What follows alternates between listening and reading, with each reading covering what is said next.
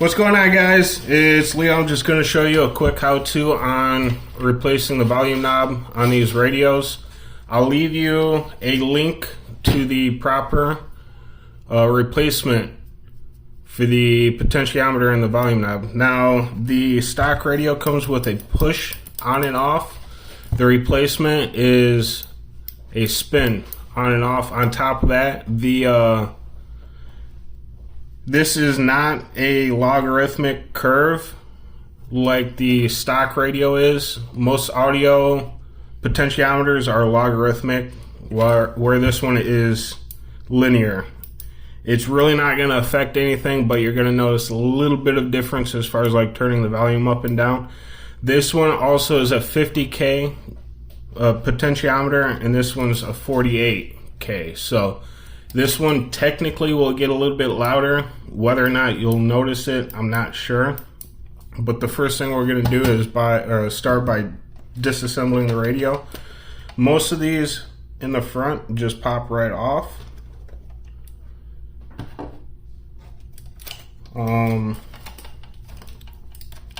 These for the cassette, a lot of the times it's going to be easier to do it after you get into it. This one's broken on the front fascia. I'll replace this or just repair this at one point, but I'll take it off just because.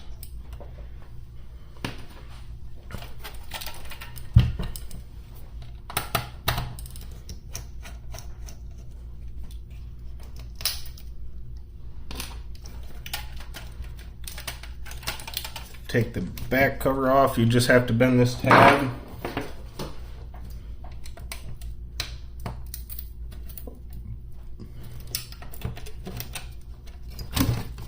Comes off.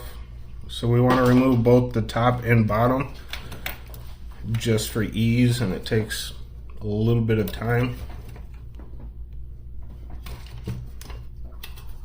There we go.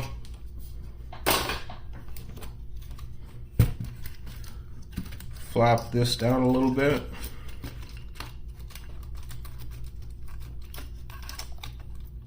You want to be careful because this ribbon right here is pretty fragile. Pull some slack through so we can get the fascia away. We have to remove the cassette reader, which is only held in by 4 screws. And you do need to take these off. You'll see why in just a moment. There's 1 screw back here, 1 on the side, and then 2 in the front. Depending on what year your radio was made in, you might have Torx on the front, you might have Torx back here. If there is a Torx, you'd be looking at a T8. So, let me see. We got Phillips all the way around on this one.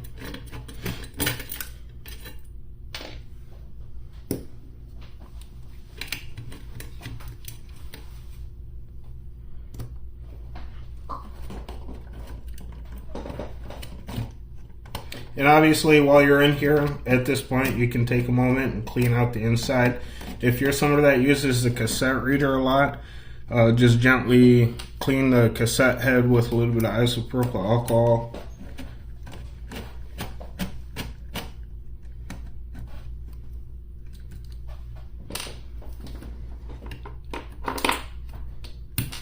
Get the one on the side. And you'll see that this actually goes through the outside of the case. And what I do to get these out is just lift up on it gently like that. There's going to be a blue wire back here that's hooked around the back mount. And it'll take a little bit of shimmying to get this guy out. The wires attached to this cassette reader aren't that fragile, so don't feel bad if you got to tug on them a little bit.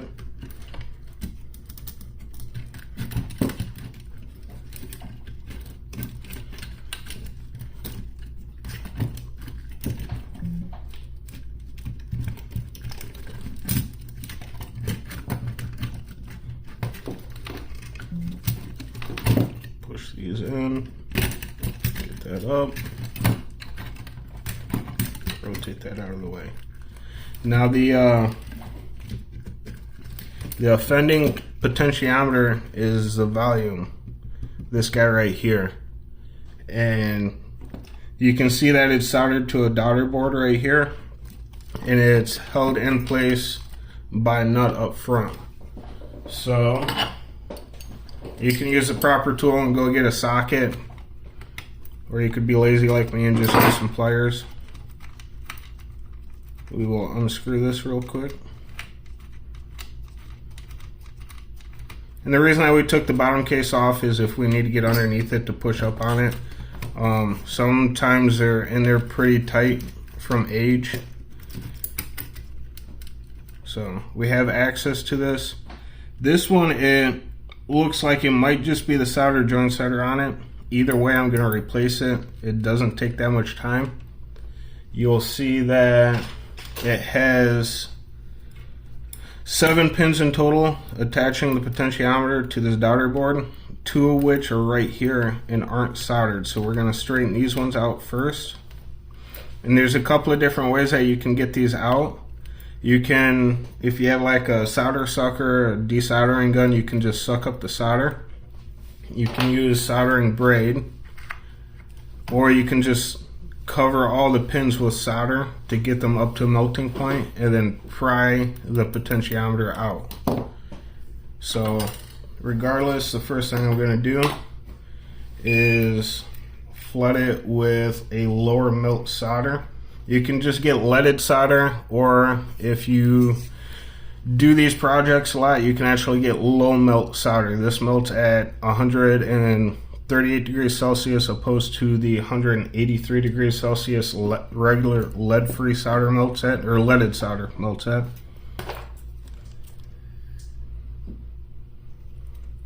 This is flux.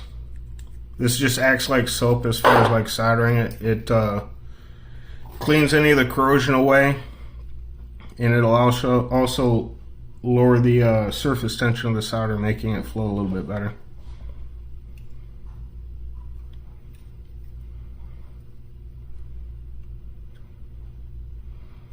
And when we go to remove this, obviously we are replacing that potentiometer, so we're not going to be too worried about being gentle with it. We don't want to damage the board, but we can get a little rough with the potentiometer. You'll see a little bit of a gap right there. Just pop it out like that, and then wick up the old solder.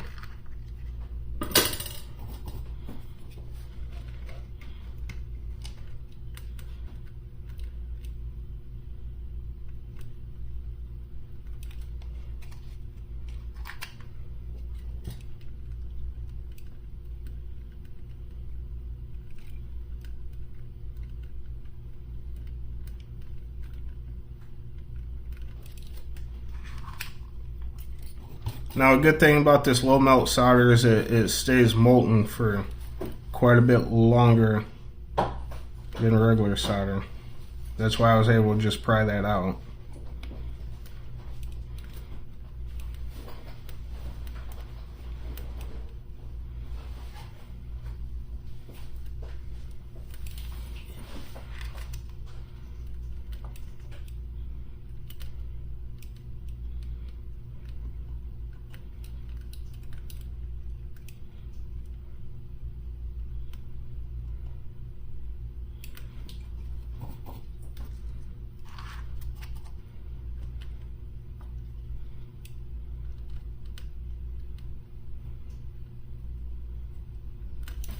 So that flux is getting burnt up. Before I make it even more of a mess, I'll just clean it off, rubbing alcohol.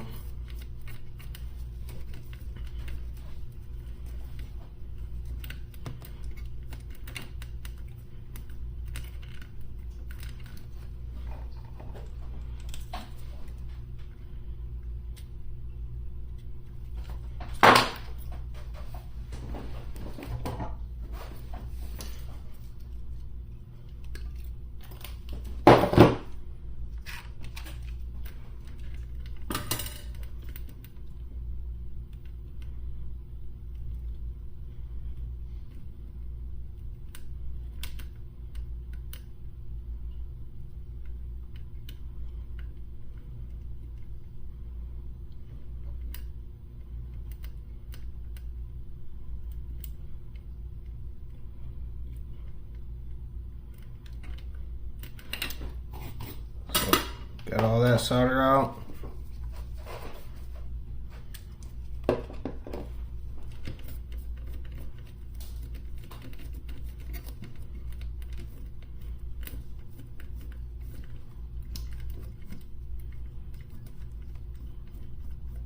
Always clean the board as you go. You don't want that burnt flux to build up.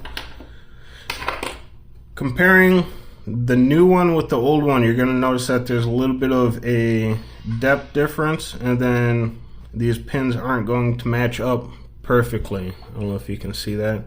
So this one being a push, when it's on, there's continuity between the two pins, and when it's off, there's no continuity between the two pins. If you notice, there's a trace right there and a trace right there. Now, obviously, when we put this in there, we don't have a pin that touches this back trace. So what we'll do is we'll run a jumper from this pin over to here. It'll work perfectly fine. It's not that difficult to do. The spacing is a little bit of a problem, but all you have to do to compensate for that is first make sure that these pins are straight, and once you have them straightened, just give them a little bit of a bend back.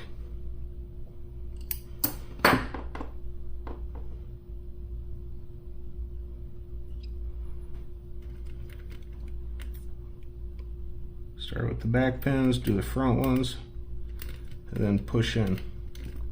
Try to get the potentiometer as flush as you can with the daughter board. You can see that there's a little bit of a gap. That's not that big of a deal as long as it's an even gap all the way across. So that's good.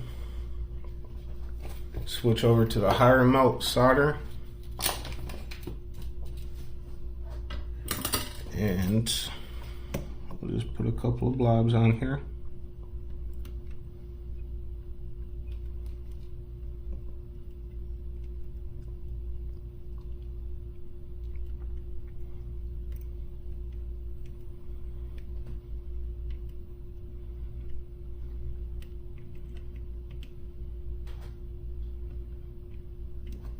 So again, we got to get continuity from this pin over to here.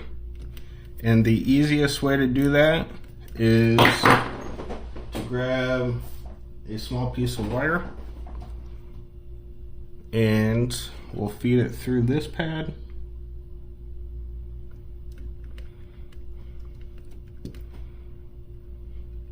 And you could pre-tin it. All I do is I touch it with some solder and it'll melt the insulation back.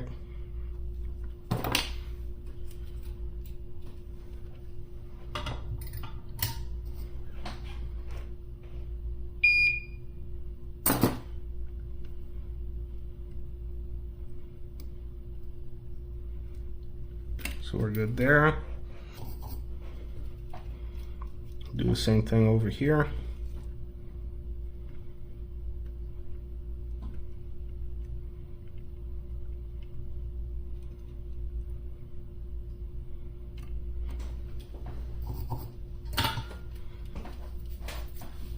We gotta cut the wire.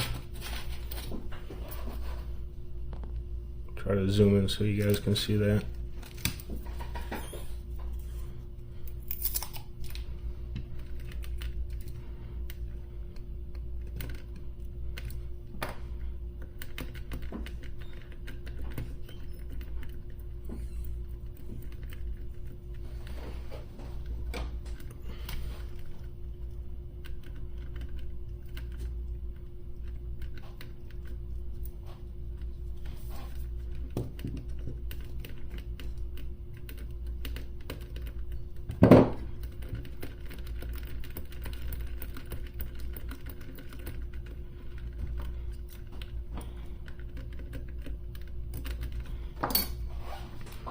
Then all you have to do is reverse the disassembly process.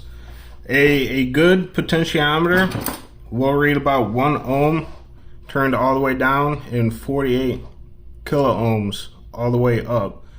If there's any dead spots in between, then you got to replace it. And like I said earlier, these are on a logarithmic scale, not linear. So it's not going to be a clean increase in resistance. It's going to be like that. Let me zoom back out. Feed this guy back through here.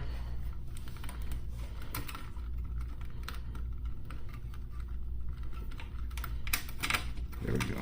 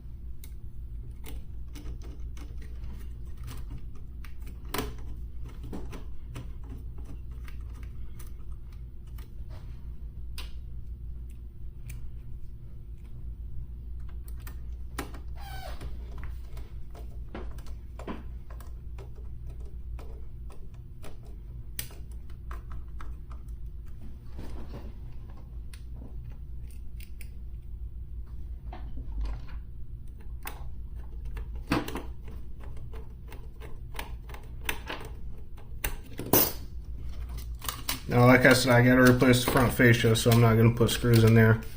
But yeah, there you go. Fixed volume switch, or volume knob. One thing I do want to warn you guys about is if you spend too much time with the iron on the leads for the potentiometer, it'll start warping and melting things on the inside. So you want to be quick on and off, but you want to make sure that you get a good solder joint while you're in there. If you have any questions, let me know. If you guys aren't comfortable doing this yourself, I can do it for you. Just ship it in. The price per piece on the potentiometer is not too bad. It's around $2, $3 a piece. You have to add shipping into that. They end up being like $5, $6 after shipping.